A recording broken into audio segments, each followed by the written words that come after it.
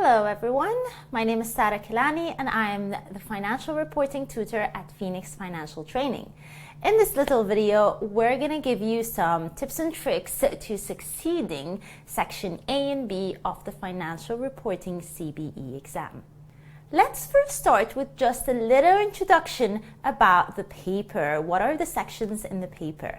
So the first thing that you need to know is that this exam, just like all of the ACCA exams, are all computer-based exams, which means that everyone will be getting most probably different questions. So you may get a question that your neighbor, right, sitting next to you in the exam will not get, and vice versa. There are 3 sections in the exam. We start with Section A, which is 30% of your exam, which is 15 objective test questions, 2 marks each, and they can come from any part of the syllabus. Section B is as well 15 objective test questions. However, they are based on 3 mini scenarios. Each scenario has 5 questions associated with them. Similarly, they are 2 marks each, which gives you the other 30% of the exam. Then finally, we have Section C, which are your constructed response questions, which we will talk about in more detail in another video. Part of succeeding this financial reporting exam is not only the knowledge of the standards and consolidation and all of the details of the syllabus areas, but as well as how to approach the exam and how to navigate the CBE platform. Now, first of all, you need to be comfortable with the platform. So please make sure that you do have access to the ACCA practice platform to make sure that you are familiar with all of the functions and the navigation. Once you access the platform, you can attempt any of the practice tests or the specimen or some past exam papers that are all available to you to be assigned to yourself.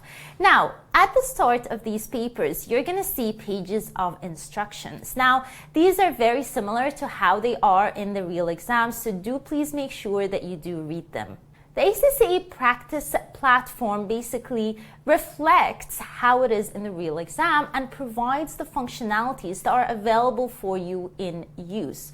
For example, if we look at a question such as that we have on screen here, you're going to realize that you have some functionalities that you can use, such as highlighting, strike through. Now, in a small Section A exam question, just like what we see right here, they may not be very useful. However, they can be very, very useful in Section B as well as in Section C questions.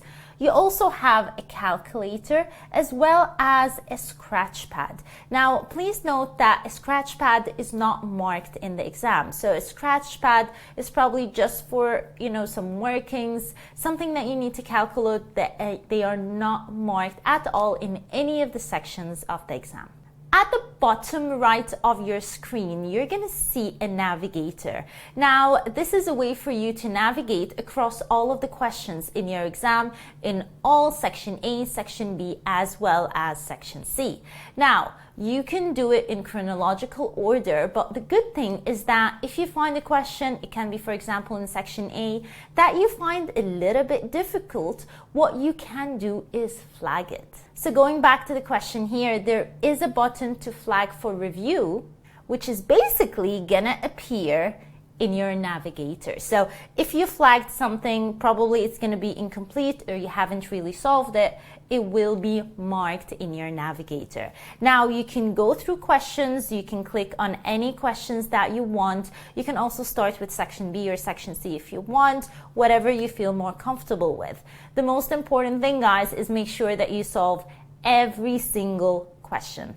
Now Section B is going to look a little bit different because you're going to have a scenario, a small scenario. The scenario is going to appear on the left-hand side of your screen, and the question as well with the multiple choice or the fill in the blanks or the drag and drop is going to be on the right-hand side. So make sure that you scroll down to make sure that you read all of the information and answer the 5 questions that relate to that scenario. Now, Of course, in the question, guys, they will provide you with what exactly you need to do. So in this example, there are some tokens that you can use that you need to pick up with your mouse and basically put in the right places. In a question like this is where the highlight and the strike through becomes very, very useful. So for example, if you've got here a small information about whatever this is, an impairment of an asset. Now in this question, this is more of a theoretical question where you don't really need the scenario. But if there is a question about this information, then what you can do is use the strike through once you solve the question, so you don't have to go and read it again or get confused with the information that is provided to you. Once you're comfortable with the navigation of the ACCA practice platform, which basically reflects your exam, let's go and talk about financial reporting specifically. I'm going to be using the March-June 2021 examiner's report to support this. There are many mistakes that a lot of students do in the financial reporting exam. And I'm not talking about technical mistakes. I'm talking about mistakes in terms of approaching the exam. One of the biggest mistakes that students do is that they believe financial reporting is 100% numerical paper, which is very far from the truth.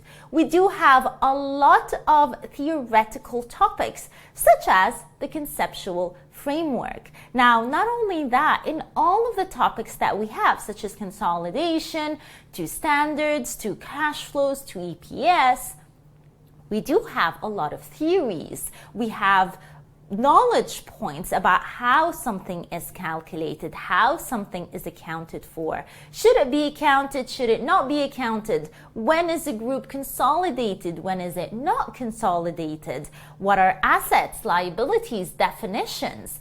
And the thing is, a lot of students tend to focus on the numbers and how to calculate something and the workings and the performance, and they tend to ignore this theory bit with the idea that this is not going to be tested in the exam. This is financial reporting. I'm sure it's all going to be numbers. And this is far from the truth. So a lot of students tend to ignore the theory, which is one of the biggest mistakes which the examiner talked about in this report.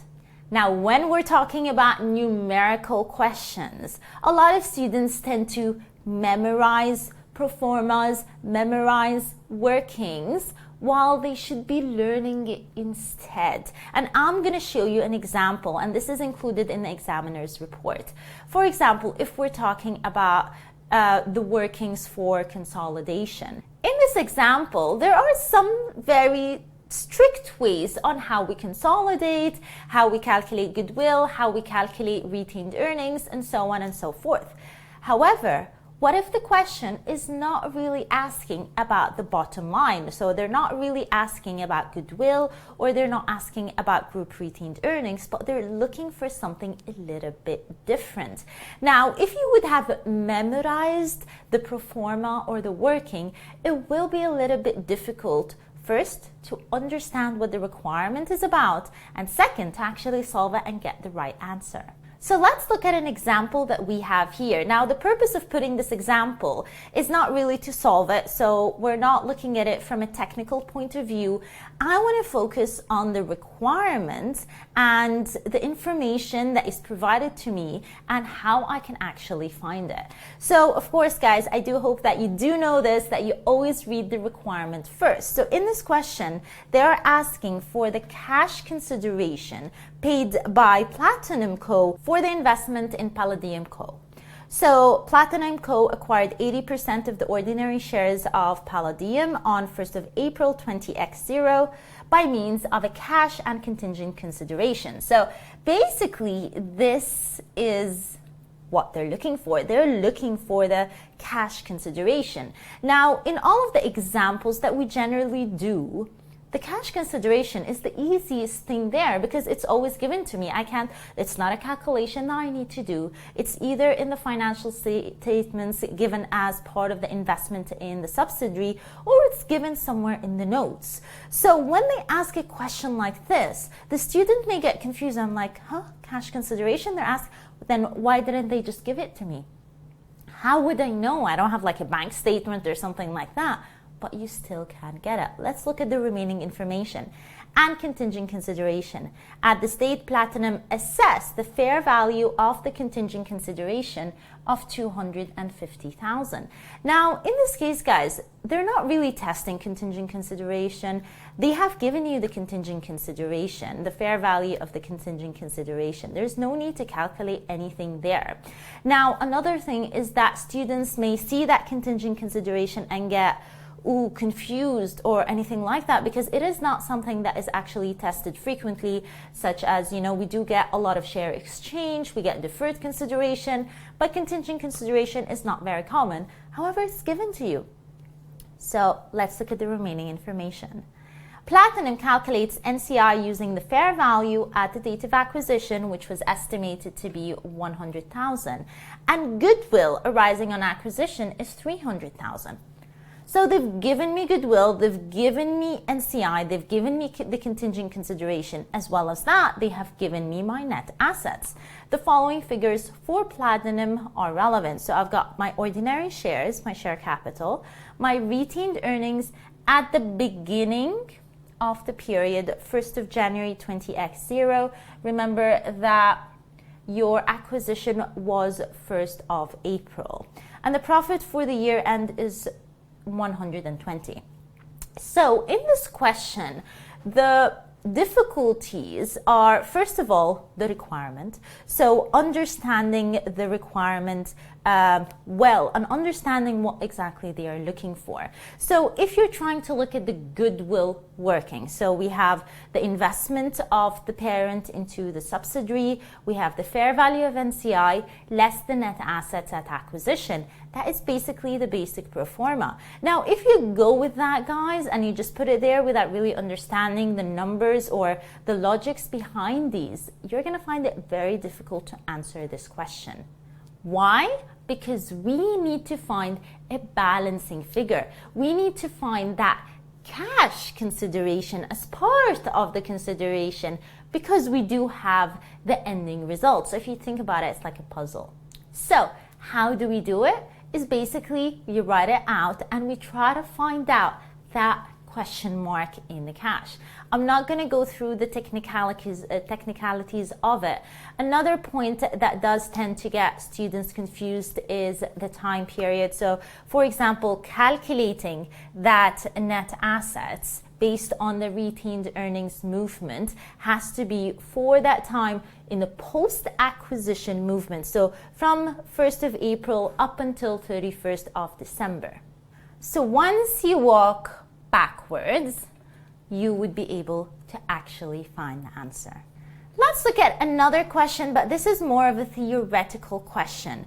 So indicate by clicking on the relevant box on the table whether the following statements are true and false. True and false in relation to the accounting of an acquisition of a subsidiary. Where a parent company is satisfied that there has been a gain in a bargain purchase, negative goodwill, it should be recognized in the consolidated statement of profit and loss immediately. Now, the majority of students actually got that right. So they got that is actually true. However, you need to get both statements correct to be able to get your 2 points. If the liabilities of the acquired entities are overstated, then goodwill would also be overstated.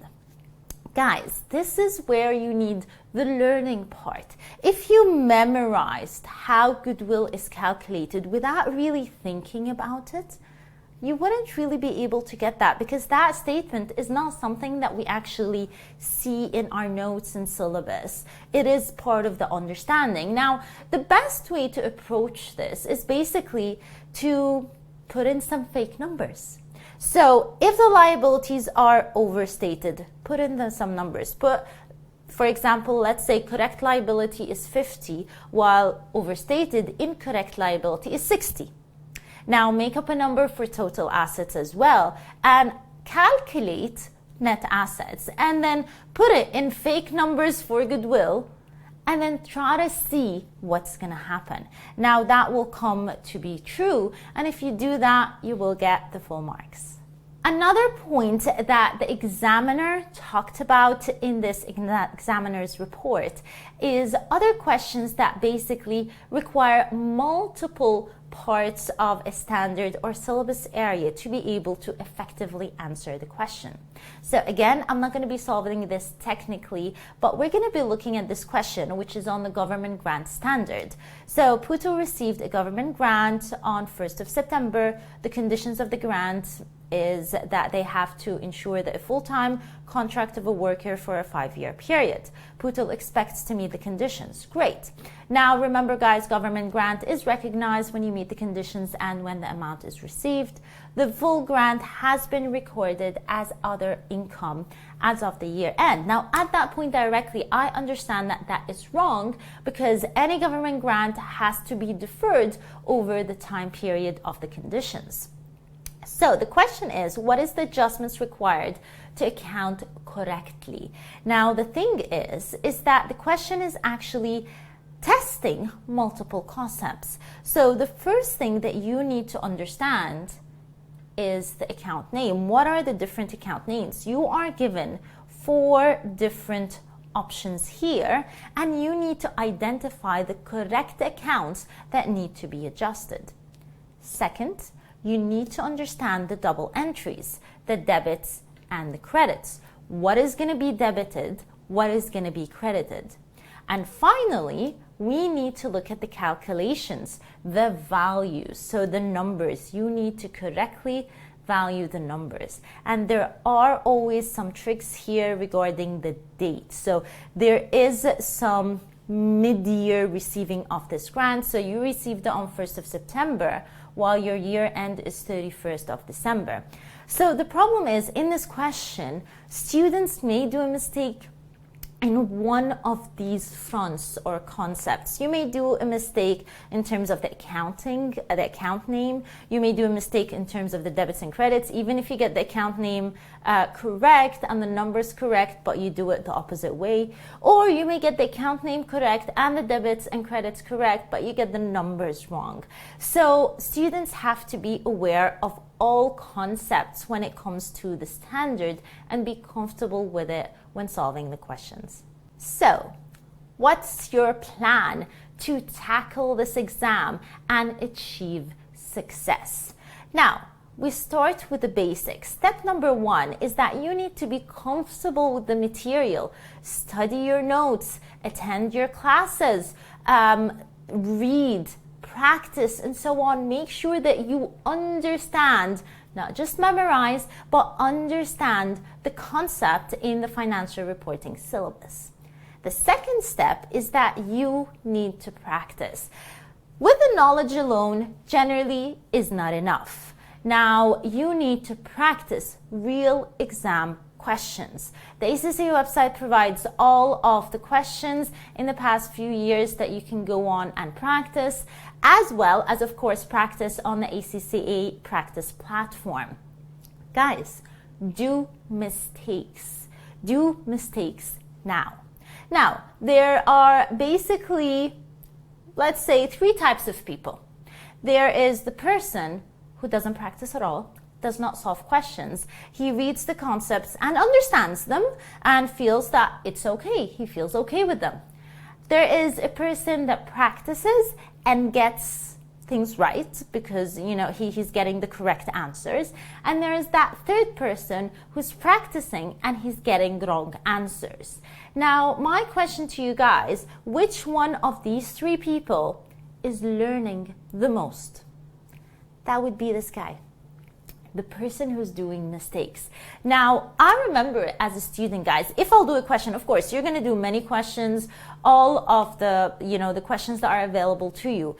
You'll do some questions correctly and you'll do some questions incorrectly. If you do a question correctly, now you may have done it correctly and calculated everything and you actually know that it's correct. And sometimes you just guess right, right? But then if you guess right, you're probably not really learning anything and you're not going to check the answer and you're not going to look at, so you're not really learning anything. There's nothing added when you get a question right. Now, if you don't do questions at all, obviously you're not increasing your knowledge or understanding at all. But if you're doing a question and getting it wrong, what's going to happen, guys? You're going to go and look at the answer and see it. Ask your tutors, and you're going to understand why you got it wrong. So if you get it wrong now, it's highly unlikely that you get it wrong in the exam. Your next step, which a lot of my students tend to get surprised when I tell them that, relax. The day before the exam, guys, stop studying a little bit, early. You can study in the morning, but sleep early. Relax, have a good dinner.